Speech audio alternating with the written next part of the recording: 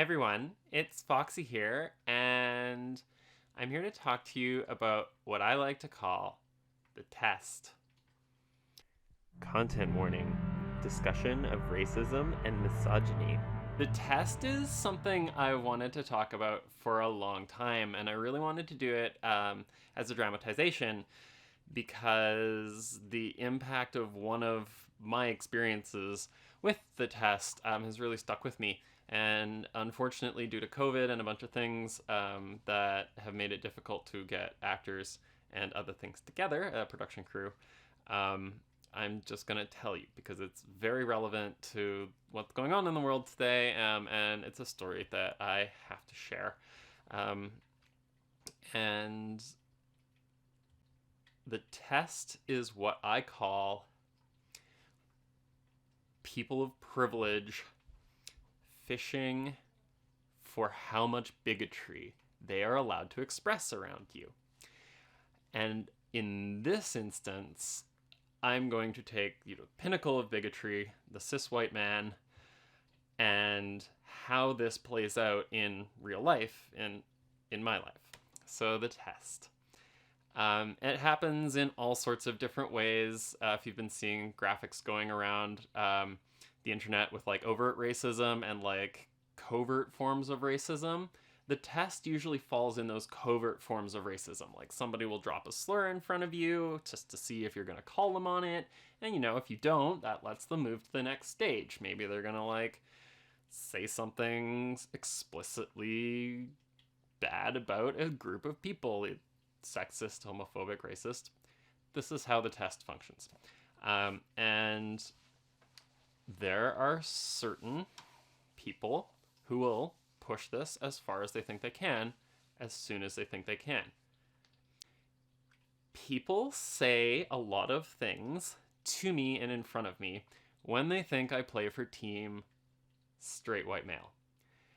And obviously I don't, and I haven't ever, but really not for a long time, even trying to justify that.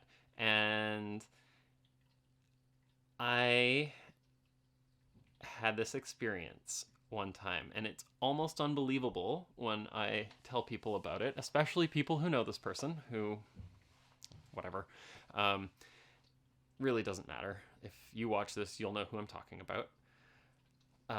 So some context to this. I'm an avid athlete. I have all sorts of sporting hobbies, and I've grown up in Canada and grew up playing hockey, and I love the sport in spite of its massive problems. And I was invited to join a hockey team a few years ago, and kind of was like, I hadn't played organized hockey for quite a while, but like was excited to get back into it. And even before we had our first game, and I was going to like drop in practice with some of the people who were on it, I had this happen. And I was driving some people home from the rink, like a car full of people, just like giving teammates a ride home, as one does. And I dropped off the first two people, and then about 2 minutes in to the car ride, there's two of us left in the car, and this very posh, very polite young man, like if you meet them, they'll remember your name, they'll ask you things about your family, they'll legitimately remember details about you. They'll check in on you if you're feeling down or something like that. You would never know. But 2 minutes into this car ride, it was, don't you think Asians are bad drivers? Well, no, not really. Like, people have different cultures of driving where they come from, but like, generally speaking, everybody is kind of a bad driver in Canada. If you look at the statistics, white people aren't any better, etc. Oh yeah, well, but like, I wouldn't say that I'm a racist, but I would call myself a bigot. I am trapped in traffic with this person. I have a bunch of their hockey gear in my back of my car. I have 10 blocks to go. And I have like an organization that I have just committed to where this person has a lot of social influence. I guarantee you he hasn't put the rest of his teammates to the test if he knows that they will fail. And by the end of that car ride, it had devolved to the point of him saying Indigenous people wouldn't have a problem if they just beat their children like the Irish into conformity, because that worked for them. And also, if I were the single breadwinner in the family and my wife was at home, she'd better have dinner and a blowjob ready every day. Otherwise, like, that's going to be over really quick. And I was just like stunned. What do you say? What do you say? My response is like, well, I don't think that's respecting the autonomy of another human being. And I really disagree with these perspectives. I mean, other things that came up in this 10-minute conversation: black on black crime, police violence is justified. It was fucked. 10 minutes. And of course, this is something that has come up with some of the people in the last couple of weeks, because I got to the point where I couldn't stay quiet about it. And I have lost friends and economic opportunities because of it, and obviously my sports team, because who is going to believe me when I tell them that their friend, who is super polite and super posh and so well-spoken and has a good job, is a super racist misogynist? That's the test. And if you are a white person and you are watching this video, and you are thinking about the times that you have passed the test, now's the time to fail. And fail hard. These people don't deserve to be safe.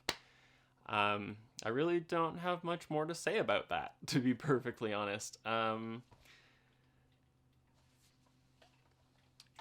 It was worth losing friends over, and I regret not saying something immediately at the time, because as you might imagine, that environment became as toxic as any other boys will be boys environment, which cost my mental health and all sorts of other things, but that's another story. Yeah. And that, folks, is what I call the test. When bigoted white people testing the waters to see how bigoted they're allowed to be around you and how far they can spread their bigotry in your social groups. And if you are a white person watching this and you are saying, "Oh, it doesn't happen," fuck you, you're a liar. And everybody else, fail the test. I'm Foxy. Thanks for watching. It goes without saying that the people most in need of your help right now are the ones who are mourning their loved ones or fighting for their freedoms. So if you have money available to donate to Black Lives Matter or one of the victims' family funds, I've linked a Google document below this video with a ton of resources, petitions, and other things that you can look at as ways to help. And I've pulled out a couple of the direct links to the charities themselves, if you would prefer that. Thanks, everybody. Black Lives Matter. Abolish the police. Peace.